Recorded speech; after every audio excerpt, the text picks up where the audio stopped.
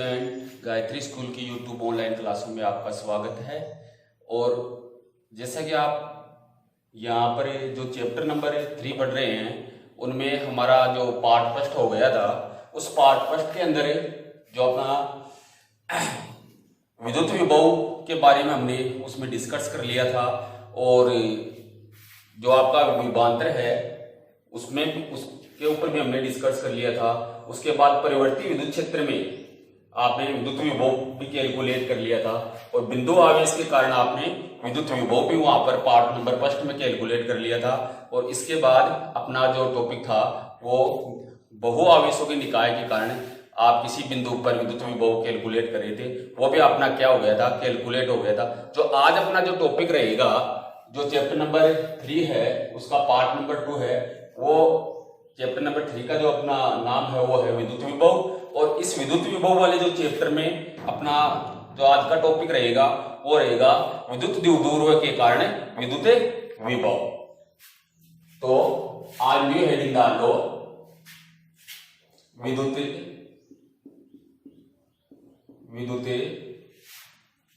द्विध्रुव के कारण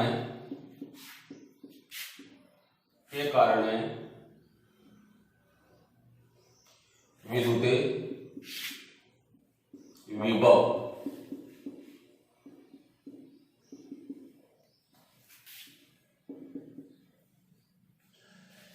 तो अपना टॉपिक है आज विद्युत द्विध्रुव के कारण विद्युत विभव। तो सबसे पहले इस टॉपिक में आपको पता है विद्युत द्विध्रुव है, तो आपको सबसे पहले तो क्या करना है, एक विद्युत द्विध्रुव लेना है। और उस विद्युत द्विध्रुव के कारण आपको r थीटा स्थिति के ऊपर आपको क्या करना है, विद्युत विभव कैलकुलेट करना है। तो उसके लिए सबसे पहले आपको विद्युत द्विध्रुव लेना पड़ेगा। और विद्युत द्विध्रुव आप पढ़ चुके हो, विद्युत द्विध्रुव क्या होता है, उसमें एक आपका नेगेटिव और एक क्या लेते हो, पॉजिटिव चार्ज का एक पेयर ले आप इस प्रकार से।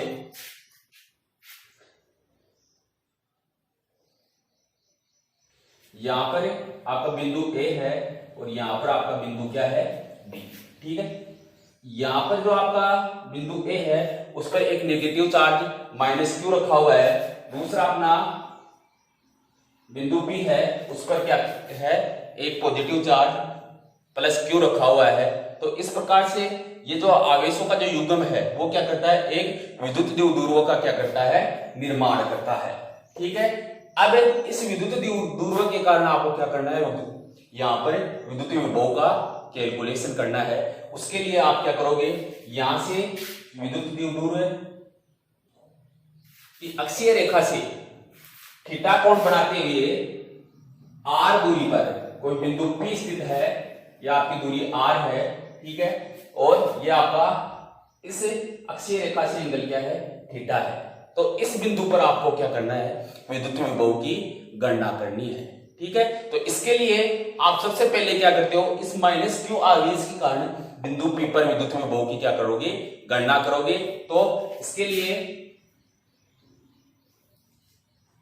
जो -Q आवेश से बिंदु P की दूरी है वो आपकी रहेगी r1। ठीक है, इसी प्रकार +Q आवेश के कारण यहाँ बिंदु P पर आपको क्या करना है, विद्युत विभव की गणना करनी है। तो उसके लिए आप क्या करोगे, यहां पर भी आप डिस्टेंस लोगे, ये वाले डिस्टेंस,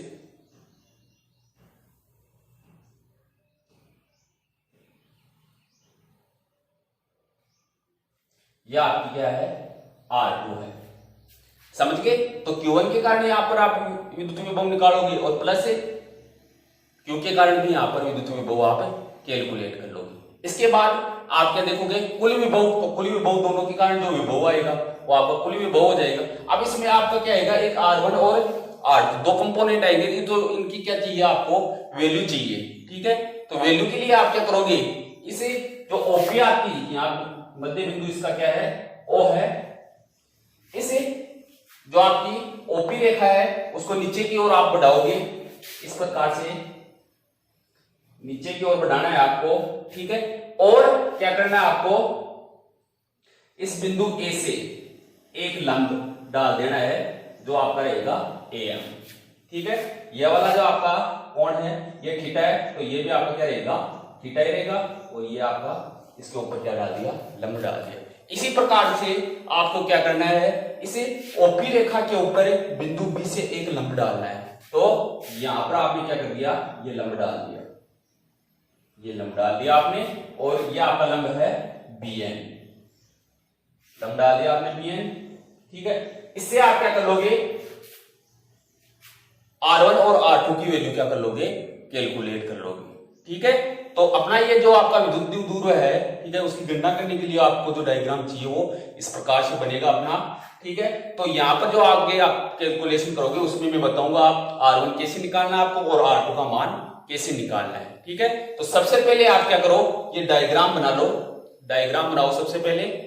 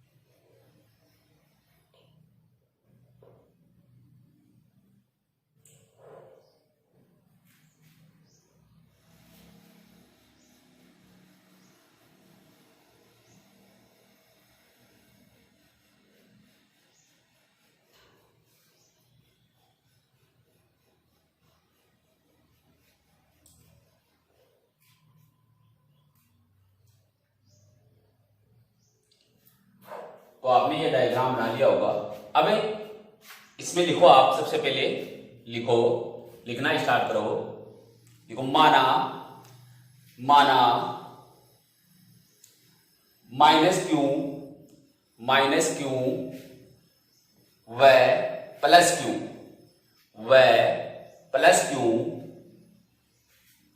दो आवेश निर्वात में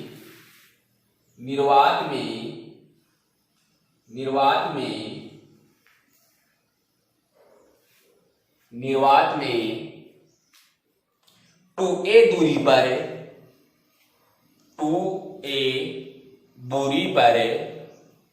स्थित हैं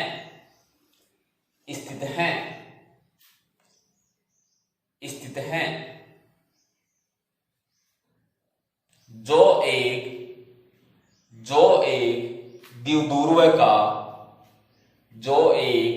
द्विध्रुव का निर्माण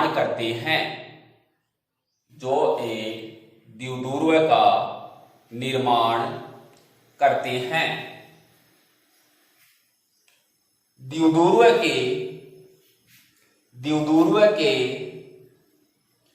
मध्य बिंदु O,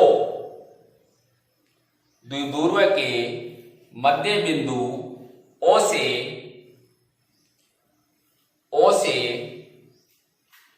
अक्षीय रेखा से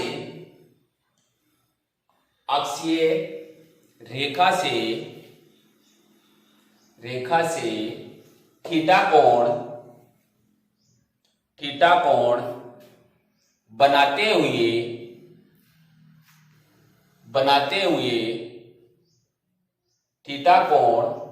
हुए स्मॉल r दूरी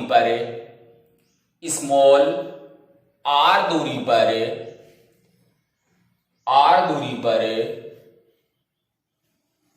बिंदु P पर विद्युत विभव की गणना करनी है। विद्युत विभव की गणना करनी है। विद्युत विभव की गणना करनी है।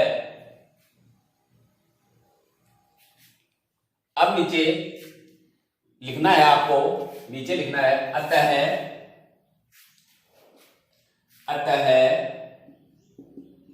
माइनस क्यू आवेश के कारण, अतः माइनस क्यू आवेश के कारण बिंदु P पर विद्युत विभव। तो माइनस क्यू आवेश के कारण आपको बिंदु P पर क्या बताना है, बिंदु P पर विद्युत विभव बताना है। तो ये आपका माइनस क्यू आवेश है बिंदु A के ऊपर, तो यहां से यहां बिंदु P के ऊपर आपको क्या करना है, विद्युत विभव बताना है। ठीक है, तो ये आपका कोई क्या हो गया, बिंदु आवेश हो गया, और बिंदु आवेश के कारण आपने क्या निकाला है, विद्युत विभव निकाला है। और वो आपका कितना है, तो बिंदु आवेश के कारण आपका विद्युत विभव यह है कि Q upon 4 pi epsilon not, और R आया था, वहां पर डिस्टेंस R थी और यहाँ पर डिस्टेंस क्या है, R1। ठीक है, वहां पर आपने पॉजिटिव चार्ज लिया था, यहाँ पर आपने क्या ले रहे हो, नेगेटिव चार्ज। तो नेगेटिव चार्ज के कारण जो विद्युत विभव आएगा वो क्या जाएगा, नेगेटिव हो जाएगा। ठीक है, तो इस प्रकार से जिस प्रकार से आपने बिंदु आवेश के कारण निकाला है, तो ये भी आपका एक बिंदु आवेश ही है, और उस बिंदु आवेश के कारण जो आपका विद्युत विभव रहेगा बिंदु P पर, वो क्या आएगा आपका V1 equal to minus Q upon 4 pi epsilon not, और ये आपका डिस्टेंस क्या आ जाएगी, R1 आ जाएगी। ठीक है, तो ये आपका क्या हो गया, माइनस क्यू आवेश के कारण बिंदु P पर विद्युत विभव हो गया। ठीक है, अब इसके नीचे आपको करना है इसी प्रकार प्लस क्यू आवेश के कारण बिंदु P पर विद्युत विभव। अब ये आपका प्लस क्यू आवेश है, और इस प्लस क्यू आवेश के कारण बिंदु P पर विद्युत विभव निकाला। तो ये भी आपका क्या है, पॉइंट चार्ज ही है, बिंदु आवेश ही है ये भी। तो ये आपकी जो डिस्टेंस रहेगी वो क्या रहेगी, R2 रहेगी। तो ये आपका जो विद्युत विभव रहेगा वो रहेगा V2, और V2 इक्वल टू आपका क्या हो जाएगा, Q upon 4 pi epsilon not, और ये आपका R2। तो इसको आप समीकरण 1 दे दो, और इसको समीकरण क्या दे दो, 2 दे दो। ठीक है, अब यहां पर दोनों आवेश के कारण यहां पर आपने विद्युत विभव निकाल लिया, तो अब क्या करना है, वो कुल विभव। तो कुल विभव क्या रहेगा, इन दोनों का योग कर देना, यानी अतः कुल विभव। तो कुल विभव आपका क्या, V equal to V1 plus V2। अब नीचे समीकरण 1 व 2 से, समीकरण 1 और 2 से आप यहां पर क्या करोगे, V1 और V2 की क्या कर दोगे, वैल्यू पुटअप करवा दोगे। तो आपके पास V equal to minus Q upon 4 pi epsilon not, और ये आपका R1 plus Q upon 4 pi epsilon not, और ये आपका क्या जाएगा, R2 आ जाएगा। समझ गए? तो यहां तक आप एक बार क्या करो, इसको उतारो जल्दी, यहां तक उतारो।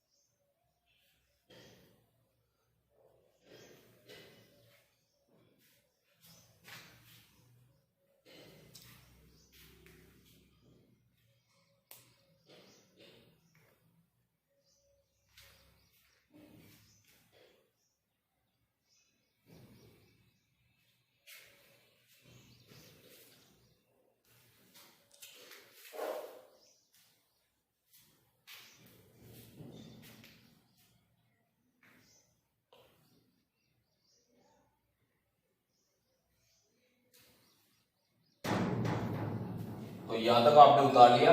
अब इसके आगे आप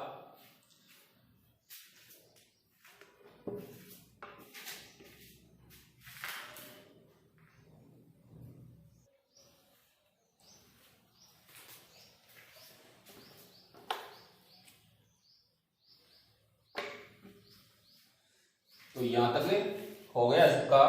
इसके बाद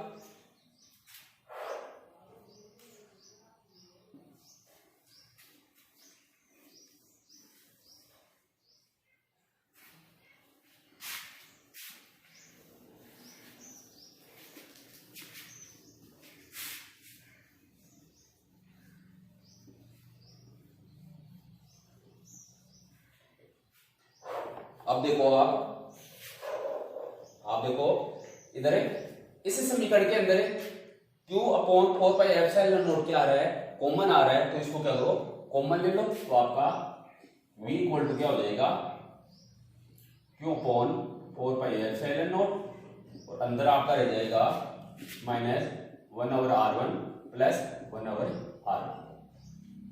अब इसका क्या करो, एलसीएम ले लो।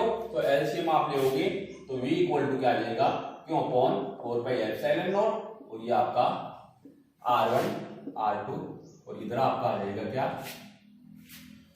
ये R2 माइनस का आ जाएगा, यानी माइनस R2, और ये प्लस R1 आ जाएगा। तो इस प्रकार से ये अपना V इक्वल टू क्यों अपॉन 4 पाई एप्सिलॉन नॉट, और ये आपका R1 इधर ले लो। तो आपके पास R1 माइनस R2 और अपॉन आ जाएगा R1 R2। तो इसको आप समीकरण दे दो 3। तो ये समीकरण 3 तक उतारो आप।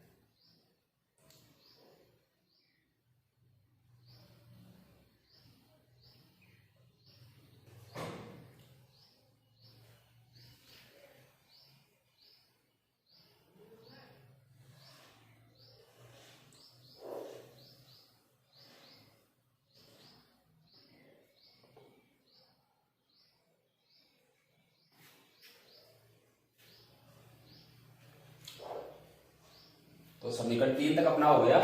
अब इस समीकरण 3 में क्या करना, आपको R1 और R2 का मान ज्ञात करना है। ठीक है, तो R1 और R2 का मान ज्ञात करने के लिए आप क्या करोगे, यहाँ पर जो आपकी ओपी रेखा है, ठीक है, उस ओपी रेखा को आप आगे बढ़ाओगे और बिंदु A से एक लंब AM डालोगे। ठीक है, तथा बिंदु B से एक लंब क्या डालोगे, BN डालोगे। ठीक है, तो नीचे लिखो आप, ये बात लिख लो, नीचे लिख लो आप। समीकरण 3 में R1 व R2 का मान, R1 व R2 का मान, R1 व R2 का मान ज्ञात करने के लिए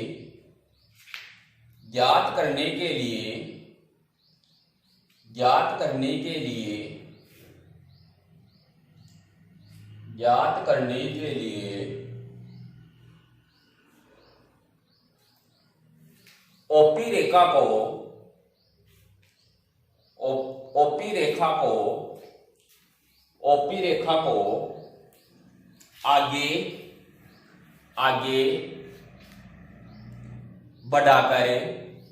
आगे बढ़ाकर बिंदु ए से एक लंब AM व बिंदु B से एक लंब BN डालते हैं।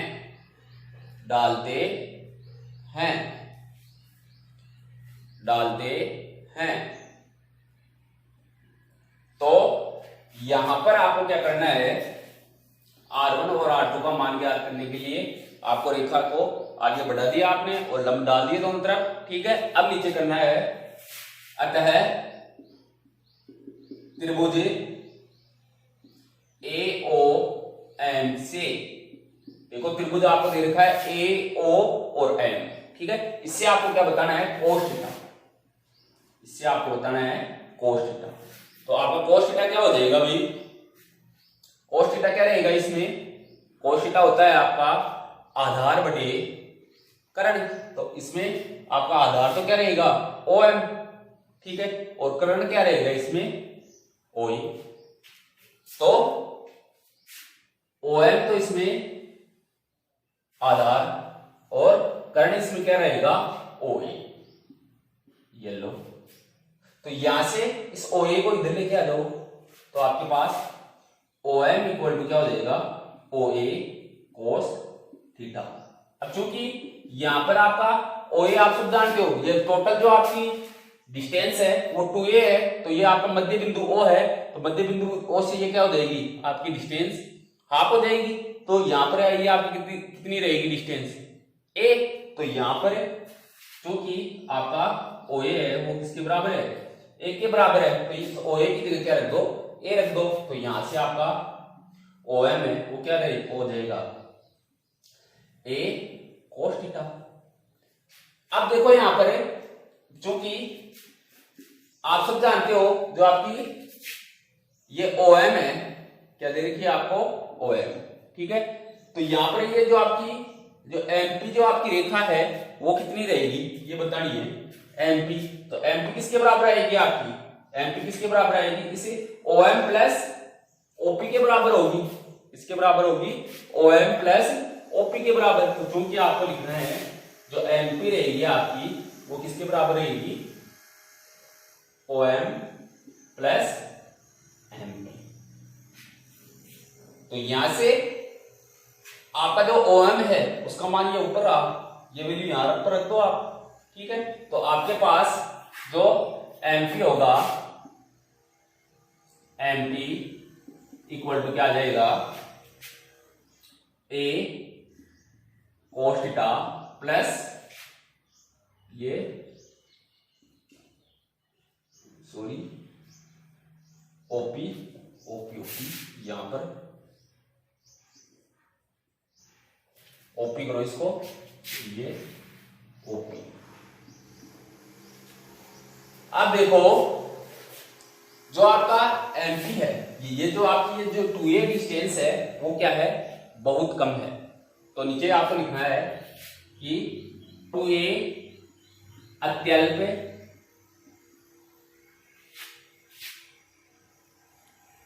या ये लिख लो आप 2a बहुत कम होने के कारण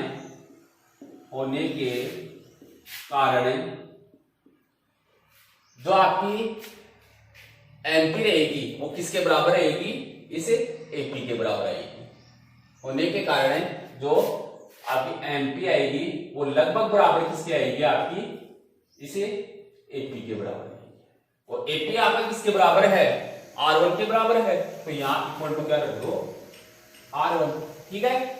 अब आपका MP लगभग किसके बराबर हो गया, AP के बराबर हो गया। ये सॉरी फिर से आपने गलती कर दी, OP जो OP है आपका वो लगभग किसके बराबर है, AP के बराबर है। तो यहां पर जो AP है वो क्या है आपका R1, तो इस OP की जगह आप क्या रख सकते हो, R1 रख सकते हो। तो यहां से आपका सॉरी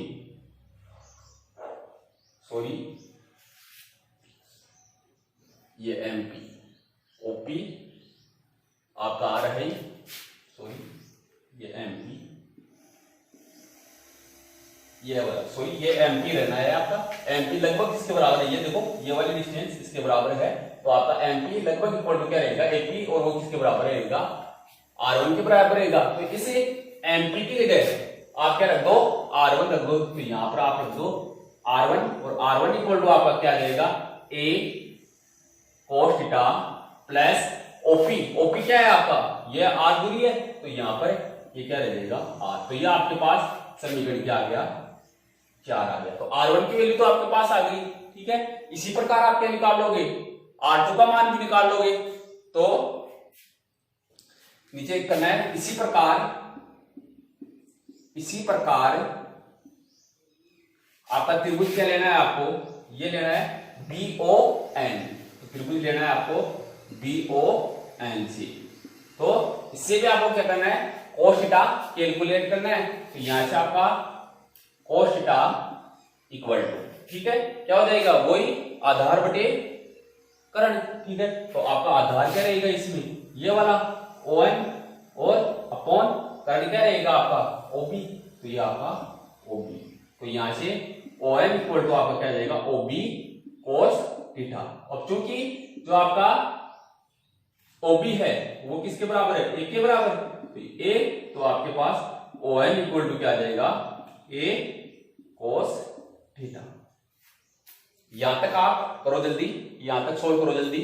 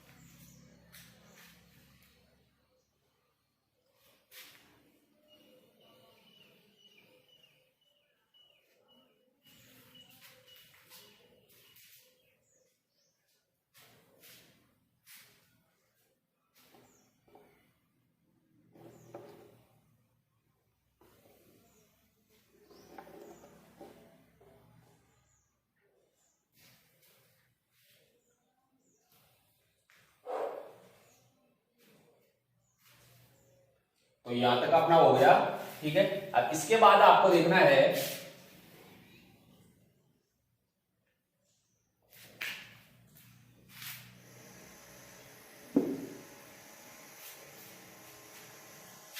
यहां तक अपना हो गया। तो यहां पर चूंकि आप सब जानते हो जो आपकी ओपी है, ये वाली रेखा, ठीक है, ओपी वो किसके बराबर रहेगी, तो नीचे लिखिए ना, चूंकि ओपी इक्वल टू आपका क्या है भाई, ओपी, तो ओपी किसके बराबर आएगी, ON प्लस NP के बराबर, ON प्लस NP के बराबर है। तो यहां से इस ON को इधर आप क्या कर लो, पक्षांतर कर लो। तो आप करोगे इधर, तो आपके पास जो NP का मान रहेगा, NP equal to OP minus ON, इधर पक्षांतर कर लिया इसको। अब देखो आप यहां जो आपका NP है इक्वल टू OP, तो OP का मान आपके पास है, OP ये रहा कितना, R के बराबर है। तो यहां पर R माइनस ये आपका ON है, तो ON आपका ये ऊपर निकाल लिया आपने, ON किसके बराबर है, A cos थीटा, यहां रख दो A cos थीटा। अब देखो यहां पर जो नीचे लिखना, चूंकि जो आपका NP है वो जो ये वाला NP है वो लगभग किसके बराबर है आपका, BP के बराबर है। तो NP लगभग इक्वल टू क्या है, BP, और ये किसके बराबर है आपका, R2 के बराबर। तो यहां पर आप NP की जगह क्या रख दो, R2 रख दो। तो आपका R2 इक्वल टू क्या आ जाएगा, ये R minus A cos theta, और ये आपका समीकरण क्या रहेगा, 4 आ जाएगा, सॉरी 3 4, और ये आपका 5 समीकरण 5 रहेगा ये अपना। अब R1 और R2 का मान आपके पास आ गया, इन R1 और R2 का मान कहां रखना है, समीकरण 3 में रखना है, ठीक है। तो यहां तक करो, पहले समीकरण 5 तक जल्दी उतारो आप, समीकरण 5 तक।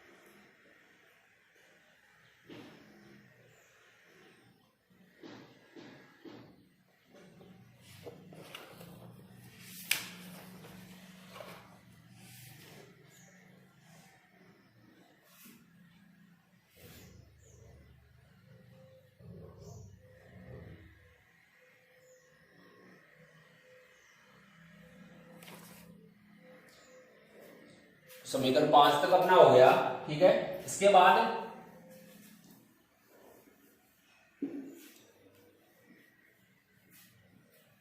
अब देखो आप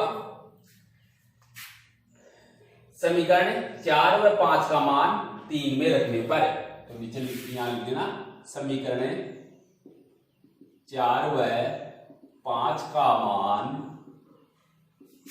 3 में रखने पर, तो समीकरण 4 और 5 का मान आप कहां रखोगे, 3 में रखोगे, तो आपके पास v equal to Q upon 4 pi epsilon not, और ये आपके पास R1 है, ठीक है। तो R1 का मान ये रहा, यानी आप इस प्रकार से ले सकते हो इसको, R प्लस ए कोस थीटा, प्लस है तो आगे पीछे कर सकते हो आप इसको, R को इधर ले सकते हो, और ये आपका माइनस क्या आ जाएगा आपके पास R, और ये आपका माइनस ए कोस थीटा, अपॉन आपके पास आ जाएगा, देखो अपॉन क्या देगा, R1 और R2 है, तो यहां पर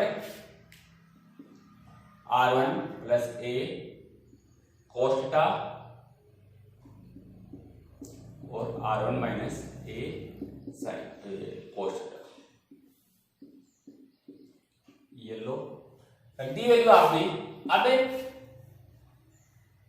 आप सब जानते हो कि आपका जो a plus B into A minus B equal to क्या होता है, A square minus B square, ठीक है। इसी प्रकार से आप इसको लिख सकते हो, ठीक है। तो यहां से आपका जो v इक्वल टू रहेगा वो क्या आएगा आपका Q upon 4 pi epsilon not, और ये आपके पास r प्लस ए कोस थीटा और माइनस r, और ये माइनस माइनस क्या हो जाएगा, प्लस हो जाएगा आपका, और a कोस थीटा अपॉन आपके पास ये मल्टीप्लाई करके लिख दो, आर स्क्वायर माइनस क्या आ जाएगा ए स्क्वायर, और ये आपका कोस स्क्वायर थीटा, ये इस प्रकार से हो गए ये समीकरण। अब आगे इधर देखना है आपको, ये आर से आर आपका क्या हो जाएगा, कैंसिल आउट हो जाएगा, और ये दोनों क्या हो जाएंगे, जुड़ जाएंगे, तो आपके पास v इक्वल टू क्या हो जाएगा, Q upon 4 pi epsilon not, और ये आपका 2a कोस थीटा अपॉन आपके पास R square minus A square, और ये कोस स्क्वायर थीटा नीचे आ जाएगा। हो गया इतना, ठीक है। अब देखना है आपको जो आर का मान, ये ए का मान है, ठीक है, वो आर से क्या है, बहुत कम, यानी आप लिख सकते हो कि चूंकि जो आपका आर है वो वेरी वेरी ग्रेटर देन क्या है, ए हो, तो ए स्क्वायर को नगण्य मानने पर आपको इस ए स्क्वायर को क्या करना है, नगण्य, आर का मान क्या है भाई, बहुत छोटा है, ठीक है। तो इस कंडीशन में आप ए स्क्वायर को क्या कर दोगे, नगण्य कर दोगे, तो आपके पास क्या आ जाएगा, v इक्वल टू क्यों अपॉन 4πε0 और ये आपके पास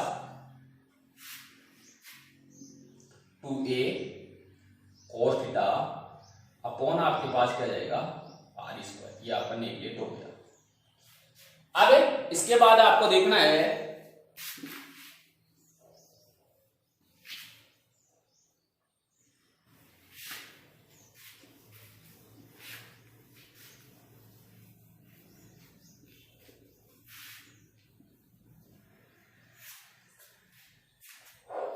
तो यहां पर देखो ये आपका जो आपका द्विध्रुव जो आघूर्ण होता है P इक्वल टू, तो चूंकि P इक्वल टू आपका क्या होता है 2a/q, तो यहां पर आपके पास इस समीकरण में क्या है 2a/q आ रहा है, तो इसकी जगह आप क्या रख सकते हो P रख सकते हो। तो यहां से आपका जो v रहेगा वो क्या रहेगा P cos थीटा अपॉन क्या जाएगा 4πε0 और ये आपका r²। तो ये आपका क्या आ गया 8 थीटा पोजीशन के ऊपर विद्युत विभव आ गया।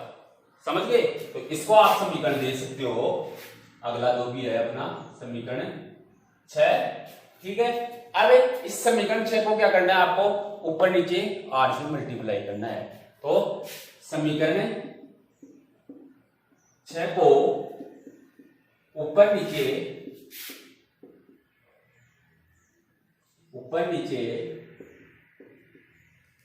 स्मॉल r से गुणा करने पर ऊपर नीचे r से इसको क्या करो मल्टीप्लाई करो, तो आपके पास v इक्वल टू क्या आ जाएगा PR cos थीटा अपॉन 4πε0 और ये आपका r² की जगह क्या आ जाएगा r³ आ जाएगा। अब इसका जो ये देखो आपका PR आ गया, तो यहां पर आपका क्या है cos थीटा आ रहा है, तो इसको क्या कर सकते हो आप डॉट प्रोडक्ट में लिख सकते हो, यानी इस v इक्वल टू क्या लिख सकते हो आप P सदिश डॉट R सदिश और अपॉन आपका क्या आ जाएगा 4πε0 और ये आपका r³। तो ये आपका विद्युत विभव हो गया। यहां तक उतारो आप जल्दी।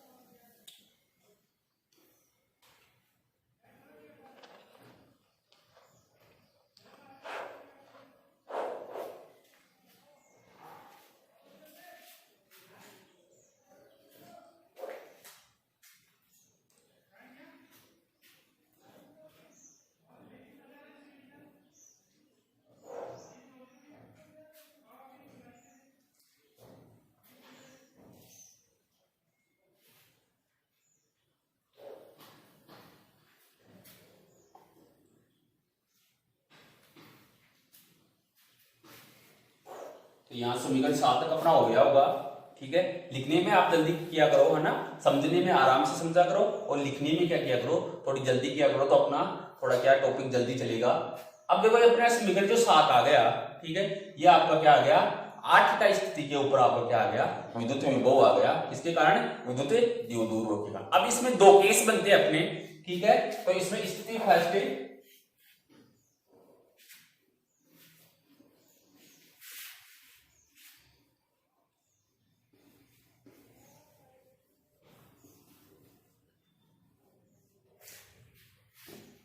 अब देखो आप इसमें स्टार लगा के लिख लो नीचे स्थिति अपनी फर्स्ट। तो इस स्थिति फर्स्ट के अंदर यदि आप थीटा इक्वल टू क्या हो 0 हो, अर्थात क्या हो गया थीटा आपका 0 होते ही आपका जो बिंदु P है वो कहां पर आ जाएगा अक्षीय रेखा के ऊपर आ जाएगा। थीटा का मान 0 करोगे आप तो 0 करते ही आपका जो बिंदु P है वो कहां पर आ जाता है अक्षीय रेखा पर आ जाता है, अर्थात अक्षीय रेखा पर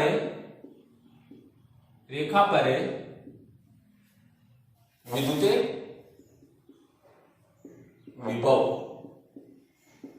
तो अक्षीय रेखा पर आपको क्या बताना है, विद्युत विभव बताना है। तो कोस आपका 0 इक्वल टू क्या होगा 1। तो समीकरण 6 से, ये अपना समीकरण 6 है, तो समीकरण 6 से, तो समीकरण 6 में आपको क्या करना है, कोस का इक्वल टू क्या करना है 1 रखना है। तो समीकरण 6 से आपका v कहां आएगा अक्षीय, तो v अक्षीय आपका कितना हो जाएगा p/4πε0 और ये आपका r²। तो अक्षीय रेखा पर आपका क्या आ जाएगा, ये विद्युत विभव आ जाएगा। थीटा इक्वल टू 0 करते ही क्या जाएगा, अक्षीय रेखा पर विद्युत विभव वो इतना ही रहेगा।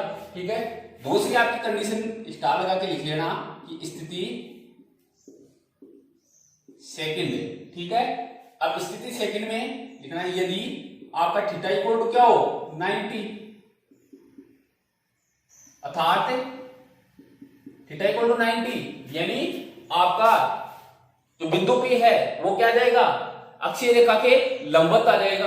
यानी लंबवत आने का मतलब है निरक्षीय रेखा पर, अर्थात निरक्षीय रेखा पर विद्युत विभव। तो निरक्षीय रेखा पर विद्युत विभव तो cos 90 और cos 90 आपका क्या रहेगा 0 रहेगा। तो यहां पर समीकरण वही अपना 6 से, इस समीकरण 6 से, तो यहां पर आप cos थीटा की जगह क्या रखोगे 0 रखोगे, तो आपके पास v अक्षीय क्या हो जाएगा 0 हो जाएगा। यानी आपका अक्षीय रेखा के ऊपर, सॉरी निरक्षीय रेखा के ऊपर जो आपका विद्युत विभव रहेगा वो क्या आ जाएगा 0 आ जाएगा। तो v निरक्षीय इक्वल टू 0। तो इस प्रकार से आपने द्विध्रुव के कारण 8 थीटा स्थिति के ऊपर भी क्या निकाल लिया, विद्युत विभव निकाल लिया, ये रहा अपना। ठीक है, और आपने यहां पर विद्युत द्विध्रुव की अक्षीय रेखा के ऊपर भी क्या निकाल लिया विद्युत विभव, वो ये अपना ये रहा। और आपने निरक्षीय रेखा के ऊपर भी क्या निकाल लिया विद्युत विभव, ये रहा, जो आपका v निरक्षीय इक्वल टू क्या आता है 0। यानी निरक्षीय रेखा पर हमेशा विद्युत विभव का मान क्या रहेगा 0 रहेगा। तो यहां तक जल्दी उतारो आप।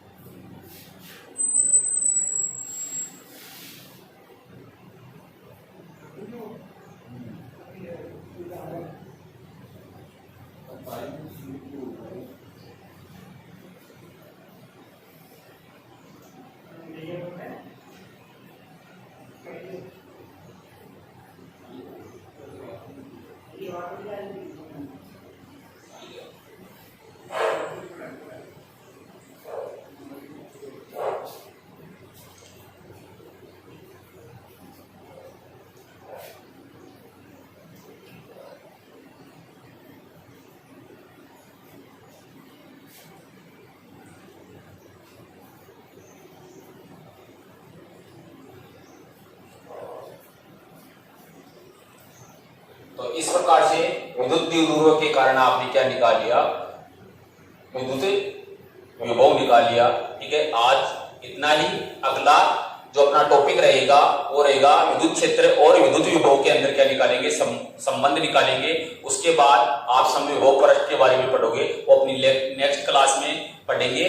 और इस चैनल को ज्यादा से ज्यादा देखने के लिए आप इसको सब्सक्राइब करें, शेयर करें और लाइक करना नहीं भूलें। थैंक यू, धन्यवाद।